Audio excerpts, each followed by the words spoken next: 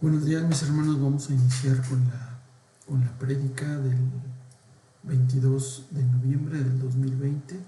El texto que vamos a compartir es el inicio del capítulo 28 de Mateo, de los versículos 1 al 15. Es la penúltima predicación de esta serie del estudio del Evangelio de Mateo.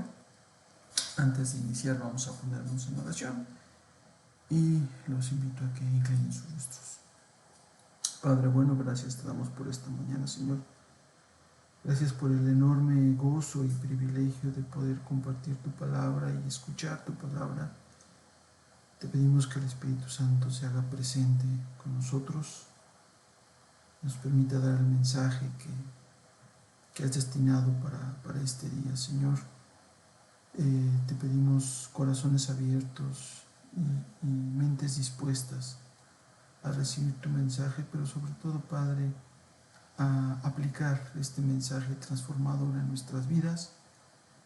Te pedimos que no abandones la obra de tus manos, Señor, y que se cumpla el propósito que tienes para cada uno de nosotros. Todo esto en el nombre de tu Hijo Jesús. Amén. Muy bien, vamos a iniciar con el contexto. En el capítulo previo, en el final del capítulo 27, bueno, se establecen algunos sucesos tremendamente importantes. Esto es la crucifixión y la forma en que los discípulos van a actuar en consecuencia de la crucifixión. En principio, en el versículo 56 del capítulo 27 nos dice que tres mujeres presencian la crucifixión: María Magdalena, la madre de Santiago y José, y la madre de los hijos de Zebedeo, que su nombre es Salomé. También se narra cómo José de Arimatea, miembro del Sanedrín, pide el cuerpo de Cristo. José de Arimatea, un seguidor de Cristo, pero en secreto. Es claro que él tiene un gran poder, una gran influencia. Sin embargo, como miembro del Sanedrín, también tiene miedo de ser acusado como un traidor al seguir a Cristo. Otro participante dentro de el quehacer posterior a la crucifixión es Nicodemo, quien ayuda a José a bajar el cuerpo y a prepararlo en lienzos de lino blancos con una mezcla de especies. Todo esto en cumplimiento a la profecía del profeta Isaías en su capítulo 53, versículo 9. Y finalmente es muy interesante cómo el Sanedrín va a solicitar una guardia para custodiar el sepulcro preparado por José de Arimatea. Esto sucede como un antecedente de la resurrección. Muy bien, vamos a dar inicio a la lectura de nuestro texto. Dice así: pasando el día de reposo, al amanecer del primer día de la semana, vinieron María Magdalena y la otra María a ver el sepulcro, y hubo un gran terremoto, porque un ángel del Señor, descendiendo del cielo y llegando, removió la piedra y se sentó sobre ella. Su aspecto era como un relámpago y su vestido blanco como la nieve. Es muy emocionante ver la fe y el cometimiento de estas mujeres hacia Cristo, cómo ellas presencian desde la crucifixión, después presencian cómo Cristo es bajado de la cruz y llevado a la tumba preparada por José de Arimatea. Es claro que José de Arimatea no preparó esta tumba para él, sino que la prepara en un sentido muy previsorio para la muerte de Cristo. ¿Por qué? Porque José de Arimatea era un hombre muy rico. Entonces él tiene un campo de siembra muy cerca del Gólgota, y es ahí donde se prepara la tumba. Él no hubiera querido que sus restos descansaran, su tumba familiar descansara o se permaneciera, sus restos descansaran o permanecieran muy cerca de un lugar tan desagradable como el lugar donde eran pues crucificadas las personas. Entonces, este lugar es más bien en preparación. Esta tumba fue preparada para depositar ahí el cuerpo de Cristo, y como lo vemos, es una tumba muy cerca o inmersa en un campo de cultivo. Ahora, es muy interesante lo que las mujeres están demostrando en su actitud. En principio, ellas fueron las últimas en ver cómo sepultan a Cristo, y son las primeras en cuanto se les permite el término del Sabbat, es decir, en los primeros días del domingo, en las primeras horas del domingo, el primer día de la semana, ellas ya se presentan a la tumba.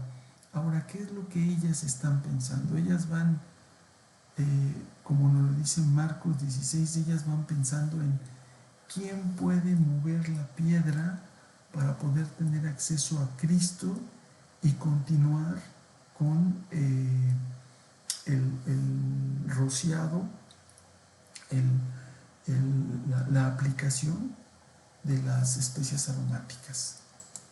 Entonces, dando lectura a Marcos 16, nos dice: pasado el sábado, María Magdalena, María la madre de Santiago y Salomé compraron perfumes para perfumar el cuerpo de Jesús, y el primer día de la semana fueron al sepulcro muy temprano, apenas salido el sol, diciéndose unas a otras: ¿quién nos quitará la piedra de la entrada del sepulcro?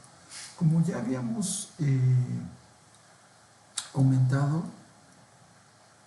José de Arimatea y Nicodemo preparan el cuerpo, lo envuelven en lienzos de lino y lo depositan en la tumba. María Magdalena, la otra María y Salomé van muy de mañana el lunes con más perfumes para aplicarlos en el cuerpo. ¿Qué están ellas pensando? Que el cuerpo está en descomposición. ¿Qué pensaba José de Arimatea y Nicodemo? Bueno, pues que Jesús había muerto y había que hacer los trámites correspondientes. Es decir, ninguno de ellos tiene en mente que Jesús va a resucitar. Ninguno de ellos está pensando en el gozo de la resurrección, en la esperanza de la resurrección. Eso es muy importante porque, por supuesto, los discípulos más cercanos, su círculo íntimo de Jesús, en este momento está escondido. Ellos ni siquiera tienen la pretensión de ir a la tumba. Ellos están lejos. Y las personas que se están haciendo cargo del cuerpo de Jesús están pensando que Él verdaderamente ha muerto, y van a hacer las acciones correspondientes para honrar, para auxiliar en la muerte a Jesús. Ahora, también es muy interesante el que en el momento en que ellas están pensando quién moverá la piedra, también se produce un milagro. Como nos dice el versículo 2, hubo un gran terremoto porque un ángel del Señor descendió del cielo y llegando removió la piedra y se sentó sobre ella. Su aspecto era como un relámpago y su vestido blanco como la nieve. Esta descripción del aspecto del ángel nos hace, nos confirma que pues era un ángel verdadero. Nos hace pensar en la descripción que Daniel hace en su capítulo 7, versículo 9, respecto a la blancura y al aspecto de relámpago, ¿no? Nos hace pensar en la divinidad, en lo puro, en un enviado realmente de Dios. ¿no? Este ángel ayuda a las mujeres, ayuda a que los discípulos puedan entrar a la tumba moviendo la piedra. Es claro que para este momento Cristo ya había resucitado, ¿no? Lo vamos a ver más adelante, pero la intervención del ángel es auxiliar a las mujeres y auxiliar a los discípulos que van a ir a la tumba. Vamos a verlo más adelante. En el capítulo 4, en el versículo 4 dice: y de miedo de él los guardias temblaron y se quedaron como muertos. Mas el ángel respondiendo dijo a las mujeres: no temáis vosotras, porque yo sé que buscáis a Jesús, el que fue crucificado. Es decir, lo que estaba diciendo es: no teman, sé que buscan al que está muerto, pero no está aquí, pues ha resucitado, como dijo. Venid, ved el lugar donde fue puesto el Señor. Entonces aquí se confirma el propósito que tenía el ángel, era que ellas pudieran testificar cómo había quedado el lugar donde el Señor había sido depositado. Ellas lo habían visto con anterioridad y ahora podían testificar cómo encontraban el lugar donde el Señor había resucitado. ¿Cuál es la visión que ellas encuentran? Bueno, Juan nos narra de manera bastante descriptiva cómo es que él encuentra el lugar, y seguramente es la misma visión que estas tres mujeres tuvieron, ¿no? Dice: se inclinó para mirar y vio las vendas, pero no entró. Tras él llegó Simón Pedro y entró en el sepulcro. Vio ahí las vendas y la tela que había cubierto la cabeza de Jesús, pero la tela no estaba junto con las vendas, sino enrollada en lugar aparte. Es decir, Jesús había sido envuelto, su cuerpo había sido envuelto y depositado, y cuando Él resucita, deja las vendas con las que Él había sido envuelto, tal cual, ¿no? En el mismo lugar donde estaba su cuerpo. Y el sudario, que es el lienzo con el que cubren la cabeza, queda enrollado y puesto aparte, es decir, con mucho cuidado, con una gran atención a los detalles, es que se quedan ahí todos los utensilios, todos los lienzos con los que Cristo fue depositado en la tumba una vez que Él había sido bajado de la cruz, una vez que Él estaba muerto y fue depositado en su tumba. Con estos lienzos los encuentran en perfecto orden y son testigos tanto Juan como Pedro, como estas mujeres que son invitadas por el ángel a entrar a la sepultura. Muy bien, continuando con este mismo versículo, el versículo 6, pero ahora poniendo énfasis en pues ha resucitado. No está aquí, pues ha resucitado, como dijo: venid, ved el lugar donde fue puesto el Señor, e id pronto y decid a sus discípulos que ha resucitado de los muertos. Y he aquí va delante de vosotros a Galilea, ahí le veréis, he aquí os lo he dicho. Este es un parteaguas de la doctrina y es la piedra angular de la fe cristiana. ¿Qué les está diciendo el ángel? ¿Qué les está anticipando el ángel? Bueno, veamos cómo lo interpreta posteriormente Pablo, Juan, es decir, cómo la iglesia primitiva va a interpretar este suceso de la resurrección.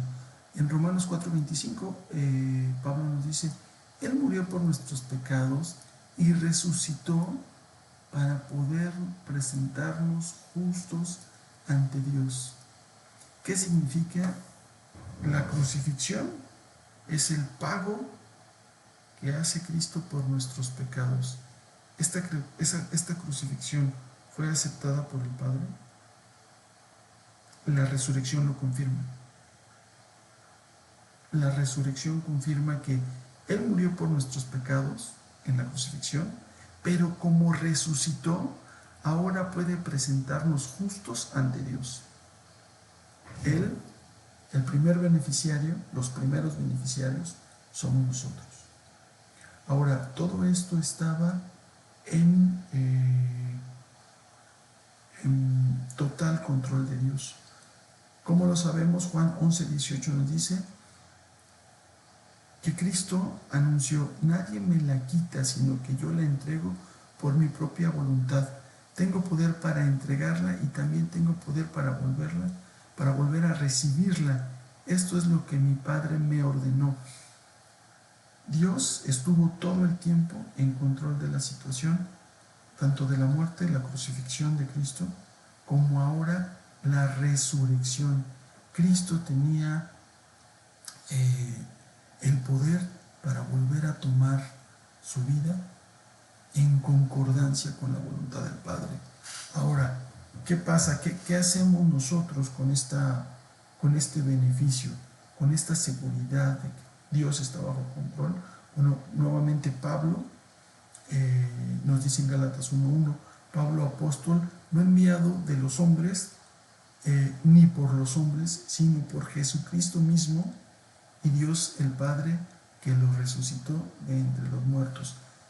El ministerio de Pablo no pudo haber sucedido si Cristo no hubiera resucitado y se presenta frente a él.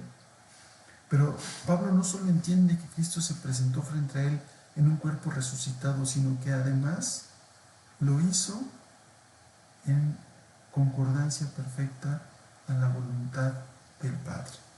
Y finalmente Pablo en Romanos 11 nos dice: si el Espíritu de Dios que levantó a Jesús entre los muertos vive en ustedes, Él mismo les dará vida a sus cuerpos mortales. Porque Cristo resucitó a nosotros, también podemos alcanzar la esperanza de la resurrección. Todo este beneficio, hermanos, sucede en este instante, queda manifestado, se inicia su proclamación en este instante, cuando el ángel en el versículo 6 y 7 les anuncia que Él ha resucitado como lo había dicho y que ahora es necesario que sus discípulos lo sepan y que además lo alcancen, lo vuelvan a ver para que lo testifiquen. Leemos, damos paso al versículo 8 y dice: entonces ellas, saliendo del sepulcro con temor y gozo, una vez que ellas testificaron cómo encuentran los lienzos, salen del sepulcro y fueron corriendo a dar las nuevas a sus discípulos. Y mientras iban a dar las nuevas a los discípulos, he aquí Jesús les salió al encuentro diciendo: salve. Y ellas, acercándose, abrazaron sus pies y le adoraron. ¿Qué es lo que ellas están presenciando? En principio dice un gran gozo, temor y gran gozo. Por supuesto que sienten temor. Ellas estaban seguras de que Cristo había muerto. Ellas habían presenciado la muerte de Cristo. Y sin embargo, Él en su infinita misericordia las premia. ¿Por qué? Pues porque es claro, ¿no? Ellas querían verlo, ellas querían seguir estando en su presencia, en relación con Él, aún muerto. Le amaban tanto que aún muerto lo buscan, tratan de servirle, tratan de estar en su presencia, sin ninguna esperanza. Ellas siguen aferrándose a ese amor que Él les ha brindado, el respeto que Él les ha brindado. Es decir, no hay nadie con mayor agradecimiento que estas mujeres hacia Cristo por el trato que Él les dio. Las mujeres no tenían voto, no tenían voz, no eran consideradas con el respeto que se consideraba a los hombres. Y Cristo transforma todo esto en sus vidas y ellas logran acuñar un amor tan grande que aún muerto, ellas están ahí a primera hora. Y Él, en esta concordancia con su amor en vida, ahora en la resurrección, en esta nueva vida, Él eh, se presenta hacia ellas y ellas obviamente, imagínenlas, ¿no? Acaban de recibir una noticia en donde les dicen que Él está vivo, pero la recibieron de un ángel, que si a los guardias, que eran hombres regios, profesionales en la lucha, en las cosas cruentas, es decir, que no se amedrentaban por cualquier cosa, les causó un profundo temor, pues imagínense la conmoción que ellas están sufriendo. Y en ese momento de conmoción aparece Cristo Jesús. Ahora, ¿qué es lo que ellas abrazan? ¿No? Esa es una pregunta interesante.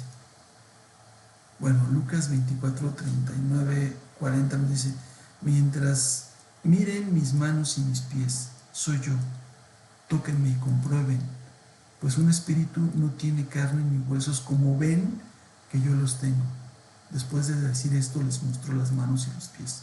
Juan 20, 19 nos dice: el primer día de la semana, ese mismo día donde ellas lo están abrazando, por la tarde, mientras los discípulos estaban reunidos a puertas cerradas por temor a los judíos, nuevamente miren el contraste, ellas están a primera hora en la tumba, pasa el día, llega la tarde y los discípulos no han dejado de estar encerrados, no han dejado de esconderse y están ahí escondidos por temor a los judíos. Entró Jesús, se puso en medio de ellos y los saludó diciendo: la paz sea con ustedes.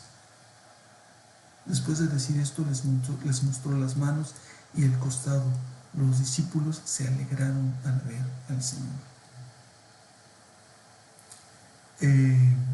¿Qué es lo que ellas tocaron? El cuerpo glorificado de Cristo. Dice así: entonces ellas, saliendo del sepulcro con temor y gran gozo, fueron corriendo a dar las nuevas a sus discípulos, y mientras iban a dar las nuevas a los discípulos, he aquí Jesús les salió al encuentro diciendo: salve. Y ellas, acercándose, abrazaron sus pies y le adoraron. Bueno, tenían temor, tenían gozo, pero no desperdiciaron el momento. Se arrojaron a sus pies y le adoraron. ¿Qué es lo que ellas querían hacer? Eso, justo eso, demuestra que sus corazones estaban dispuestas a eso, que su anhelo era ese, arrojarse a los pies de Jesús y adorarlo. Y Él se los concede.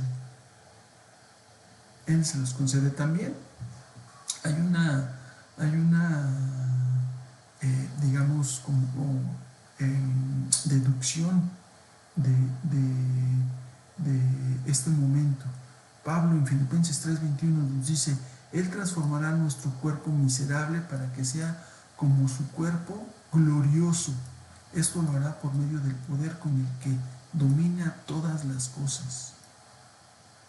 Su cuerpo está glorificado, su cuerpo es el mismo cuerpo, es la carne, sin embargo es carne glorificada. Ya no le duelen las heridas de los clavos, ya no está herido por las heridas de los clavos, su cuerpo ya no está en esa agonía de los golpes y del trato que había recibido en su crucifixión. Es un cuerpo glorificado, y esa misma esperanza es la que nos transmite Pablo, que habremos de tener cuando nosotros también podamos ser resucitados por el poder de nuestro Señor Jesucristo. Dando paso al versículo 10, dice así: entonces Jesús les dijo: no temáis, id, dad las nuevas a mis hermanos, para que vayan a Galilea y allí me verán. Mientras ellas iban, he aquí unos de la guardia fueron a la ciudad y dieron aviso a los principales sacerdotes de todas las cosas que habían acontecido, y reunidos con los ancianos y habido consejo, dieron mucho dinero a los soldados, diciendo: decid vosotros, sus discípulos vinieron de noche y lo hurtaron estando nosotros dormidos. Y si esto lo oyera el gobernador, nosotros le persuadiremos. La palabra persuadir es: y nosotros lo calmaremos, nosotros haremos que ustedes estén a salvo y os pondremos a salvo y ellos tomando el dinero hicieron como se les había instruido. Este dicho se ha divulgado entre los judíos hasta el día de hoy. Ahora, ¿qué fue lo que sucedió? Bueno, si recordamos, ellos habían puesto una guardia con sellos romanos, y poner una guardia era algo serio. Un soldado romano que no cumplía con sus deberes, es decir, que se quedaba dormido en una guardia, era merecedor de la muerte. Esto que los soldados hicieron fue muy astuto. Sabían que si regresaban con Pilatos o con sus superiores, los iban a matar.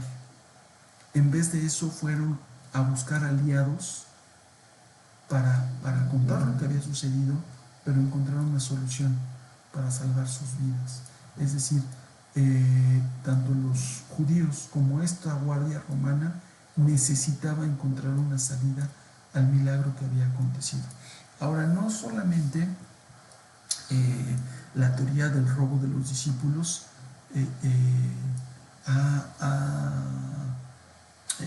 digamos, surgido a lo largo del tiempo. Hay otras teorías donde una de las principales que en algún momento se dio es que Jesucristo no murió, que es la más improbable de todas, porque es claro que hubo muchísimos testigos históricamente, historiadores, tanto romanos como judíos, testifican en sus escritos que Cristo fue muerto, fue crucificado. Entonces es una de las más improbables, y por ello no la traigo a explicación. Pero sin embargo, hay otras 5 como teorías, como 5 propuestas, donde la primera habla de que José de Arimatea tomó el cuerpo. Esto es inexacto en los evangelios, porque José de Arimatea deposita el cuerpo, ¿sale? Después hay otra donde dice: las autoridades romanas o judías tomaron el cuerpo y se lo llevaron. Bueno, si esto hubiera sido así, cuando los discípulos de Cristo hubieran comenzado comenzaron a proclamar la resurrección, ellos fácilmente, las autoridades judías fácilmente hubieran podido mostrar el cuerpo y echar abajo la resurrección. Por lo tanto, tampoco es una teoría viable. Los discípulos robaron el cuerpo, que es la más, digamos, difundida entre los judíos y los romanos, y para el momento en donde Mateo escribe, dice, y aún todavía siguen engañados, aún todavía creen que esto sucedió. Ahora, hay una tremenda diferencia entre antes de la resurrección y después de la resurrección respecto a estos discípulos que robaron el cuerpo. Antes de la resurrección, estos discípulos estaban ¿dónde? Escondidos, estaban resguardados, no querían saber ya nada, estaban tristes, estaban abatidos, ellos estaban seguros de que Cristo había muerto y no recordaban y no tenían en mente que Él iba a resucitar. Además, el tiempo en el que se da el sello es inmediato. Ellos tenían que haber roto ese sello, tenían que haber encontrado el valor para enfrentar a una guardia romana. Es poco probable que ellos, que en ese momento estaban pues escondidos, acobardados, temerosos, desorientados, pudieran ser los autores del robo esa noche del cuerpo. Otra teoría dice que la tumba nunca fue visitada, es decir, ni los romanos, ni los judíos, ni las mujeres visitaron la tumba, ¿no? Y una última dice que las mujeres fueron a la tumba equivocada. Miren qué interesante. Si la tumba no hubiera sido sellada, si la tumba no hubiese sido custodiada por guardias, todas estas teorías pudieran haber sido bastante válidas. Que no hubiera habido testigos, que las mujeres se hubieran equivocado de tumba. Sin embargo, la tumba correcta estaba sellada. Sin embargo, es altamente improbable que la guardia no certificara que el cuerpo estaba ahí antes de poner el sello. Es altamente improbable que la guardia no mantuviera o no resguardase la tumba con la tumba correcta. Ahora, todas estas teorías son inconsistentes con la evidencia de los evangelios, porque como iniciamos en el contexto, las mujeres fueron fieles testigos desde la crucifixión, el descenso del cuerpo, el llevar y depositar el cuerpo en la tumba y posteriormente estar ahí en las primeras horas del día. Por lo tanto, todas estas teorías quedan descalificadas por la evidencia de los textos bíblicos de los evangelios. Ahí dejamos cada una de estas teorías y damos paso a al siguiente texto. Muy bien, ¿cuáles los beneficios de la resurrección para nosotros? En principio, la cruz del Señor es el fin de la era de la ley. Como nos lo dice el texto de Hebreos 9:13, decir que este pacto es nuevo significa que consideramos viejo el anterior y lo que se vuelve viejo e inútil está por desaparecer. Se inicia el nuevo pacto y nosotros quedamos libres de la ley. ¿Por qué podemos servir a nuestro Señor? Por amor, no por obligación. Nuevamente traigo a colación la devoción de estas tres mujeres. ¿Por qué hacían todo lo que estaban haciendo? Porque ellas habían conseguido una relación muy íntima con Jesús. Verdaderamente lo amaban. Conocían su obra, por supuesto. Conocían su ministerio, por supuesto. Pero más que eso, lo conocían a Él. Conocían su persona, su carácter, su dignidad, el amor que Él sentía por ellas. Bueno, ellas lo estaban sirviendo, ahora no porque fuera su obligación, lo servían por amor. Antes de la ley nosotros teníamos que obedecer la ley para agradar a Dios. Hoy no es necesario, quedamos libres de la ley. En Romanos 7:6 nos dice, pero ahora estamos muertos con respecto a la ley que nos dominaba y podemos servir a Dios. Y esto no como antes, que lo hacíamos bajo el antiguo mandamiento, sino que ahora lo hacemos bajo el poder del Espíritu. Primer beneficio para nosotros, estamos libres de la ley. Siguiente beneficio, la presencia de Dios está abierta a todo creyente. Hebreos 10:19 nos dice, por eso, amados hermanos, gracias a la sangre de Jesucristo podemos entrar libremente en el lugar santísimo. Jesús nos ha abierto un camino nuevo y vivo a través de la cortina, es decir, a través de su cuerpo. Además, en Él tenemos un gran sacerdote que está al frente de la familia de Dios, con todo este amor que estamos presenciando, este amor que Cristo demuestra hacia sus seguidores más íntimos, a los que lo conocen. Es un amor filial, familiar, ágape.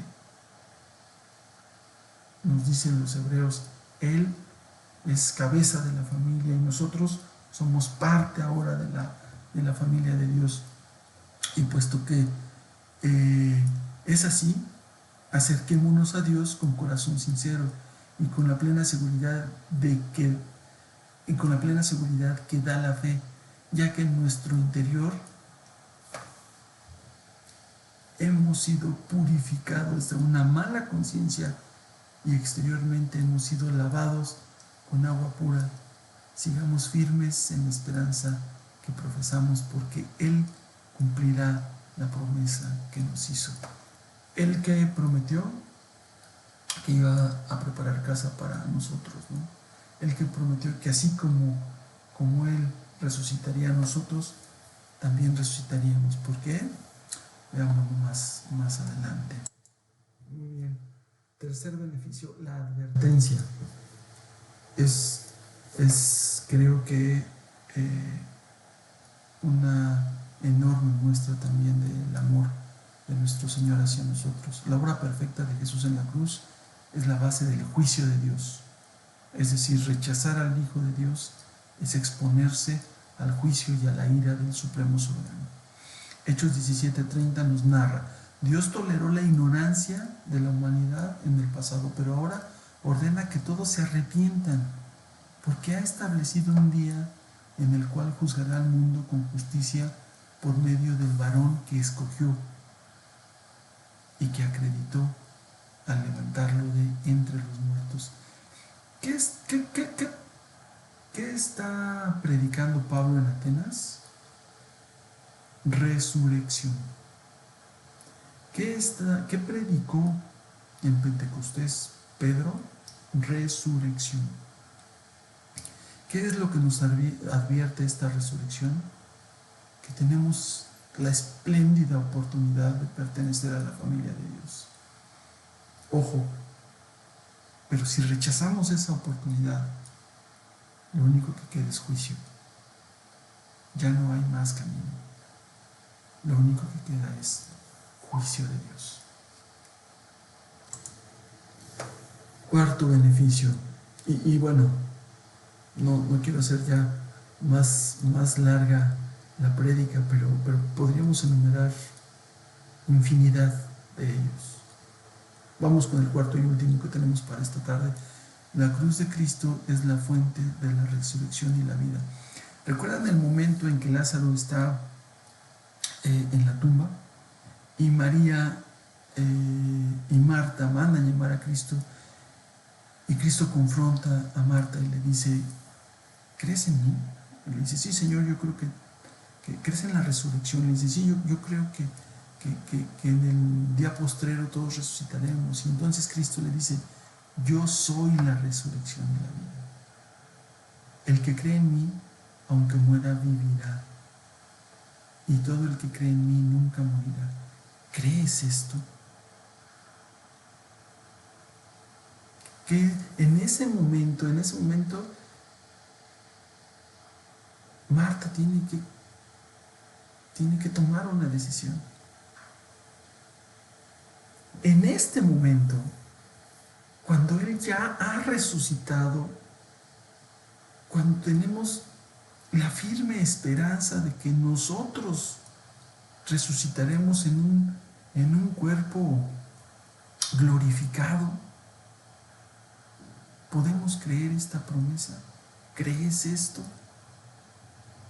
Indudablemente esa pregunta hecha a Marta retumba hasta el día de hoy. Retumba para cada uno de nosotros. Retumbó para cada uno de los participantes de la resurrección. Veámoslo.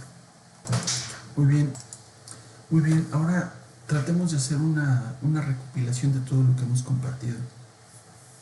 María Magdalena, una mujer atormentada por 7 demonios, llega a amar tanto a su Señor que está en todo el proceso de la crucifixión, la muerte, la sepultura y la resurrección. Salomé. ¿Imaginan la transformación de Salomé? Salomé la imagino en el momento de la crucifixión, presenciando la crucifixión. Imagínense el profundo dolor que ha de haber sentido cuando sus palabras retumbaran en su mente, ¿no? Cuando ella se recordara el momento en que le decía a Jesucristo: oye, ¿por qué no permites que mis hijos tomen un lugar de privilegio junto a ti?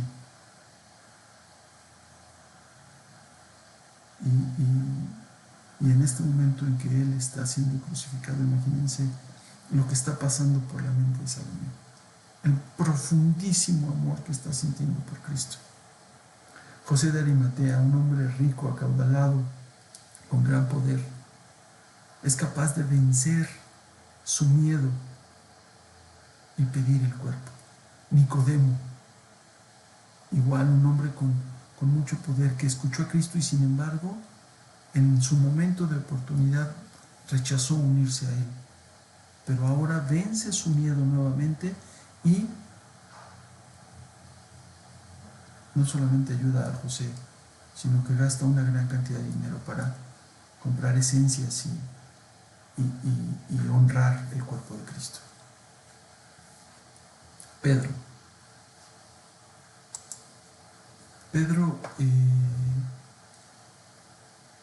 que había sido confrontado consigo mismo en el momento del juicio de Jesús.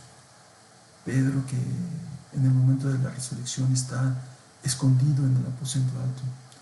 Pedro, que es uno de los que corren a su tumba. Y al escuchar las noticias de la resurrección y después que posteriormente tiene un encuentro con Jesús, se le aparece Jesús a Pedro. Él ahora en Pentecostés está proclamando la resurrección. Pablo era un perseguidor de cristianos y ahora en Atenas está confrontando a la sociedad ateniense diciéndoles: hay un Dios, ese Dios que ustedes no conocen, ese Dios que hizo resucitar a su Hijo de entre los muertos, sin astucia, sin palabrería. Está hablando ante los atenienses, ante los judíos, del Dios que lo transformó, así como ese Dios transformó a cada uno de ellos.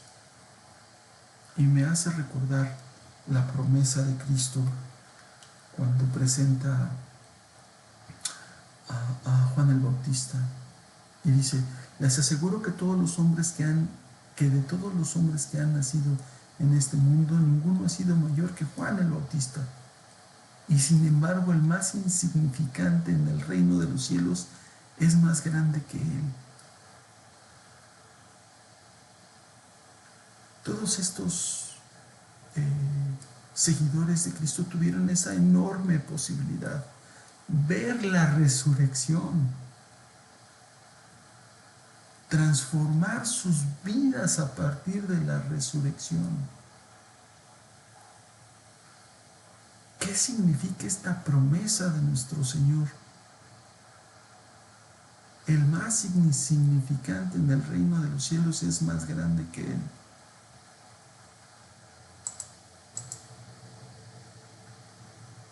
Es claro que nuestro Señor no está comparando a Juan el Bautista.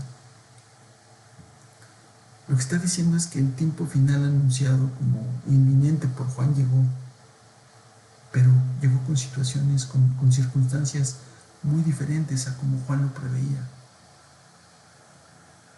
No llegó como un tiempo de castigo y fuego, sino como un tiempo de salvación jubilosa y de perdón, de misericordia por todos los pecados. Y el que participa, aunque sea en una pequeña medida, de esa experiencia salvífica, quien gusta al menos un poco de ese reino de Dios, quien está dispuesto a servir al menos en la medida de sus fuerzas al ministerio de Cristo, a la comisión que Él nos da, que Él nos dio, ese se encuentra en una situación más dichosa y más aventajada que el más prominente de los profetas.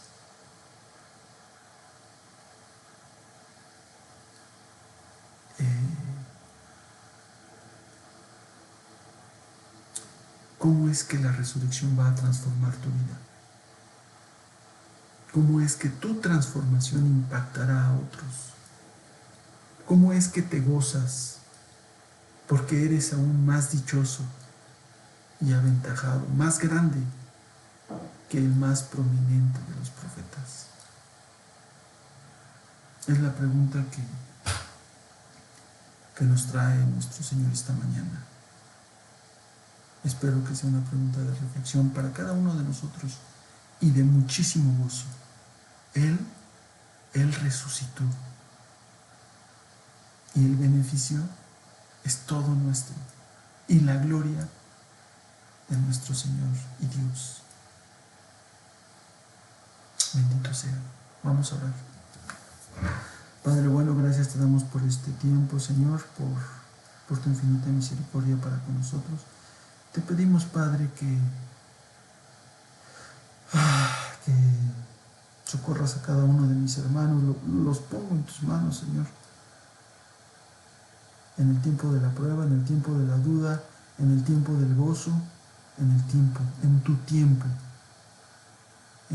de paz.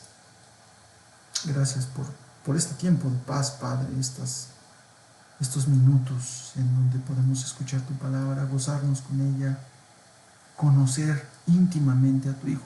Permite, Señor, que podamos conocer íntimamente a tu Hijo, para que con base en esa relación y el amor que sintamos por Él, te obedezcamos a ti, sigamos su ejemplo, nos sintamos miembros de la familia de Dios, de tu familia, Señor. No abandones la obra de tus manos y que tu propósito en nuestras vidas sea cumplido. Que nuestra fe perdure. Gracias por el ejemplo de los que te han seguido, Padre. Gracias por el ejemplo de los que son los más débiles y sin embargo nos demuestran que para amarte a ti no se necesita más que un corazón dispuesto. Gracias porque eres el Dios que lo transforma todo. Eres el Dios que hará todas las cosas nuevas. Bendito seas por eso, Padre. En el bendito nombre de tu Jesús esperamos. Amén.